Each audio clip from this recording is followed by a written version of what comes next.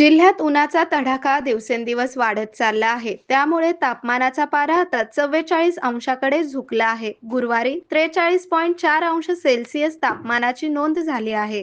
बुधवारच्या तुलनेत गुरुवारी 0.1 अंशाने वाढ झाली आहे. तसेच येत्या 2 ते 3 दिवसात हवामान खात्याने उष्णतेच्या लाटेची शक्यता वर्तवली आहे.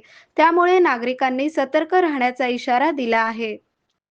वाढत्या उष्णतेमुळे जनजीवन विस्कळीत झाले आहे. कोरड्या हवेमुळे आणि 24% आर्द्रतेमुळे उन्हाच्या झळा अधिक तीव्रतेने जाणवत आहेत. त्यामुळे सोलापूरकरांना त्यामुळे सोलापूरकरांना उन्हाचा तडाखा मोठ्या प्रमाणात जाणवत आहे. आरोग्य म्हणजे केवळ औषध नाही, तर निसर्गाच्या योग्य उपचारांनी मिळणारी खरी आरामदायक अनुभूती. सोलापूरमध्ये निसर्गोपचाराचं विश्वासाचं नाव लिमये निसर्गोपचार केंद्र. इथे उपलब्ध आहेत विना औषध उपचार पद्धती, ॲक्युप्रेशर, ॲक्युपंक्चर, कपिंग आणि मसाज थेरपी. सर्व प्रकारच्या आजारांवर निसर्गाच्या माध्यमातून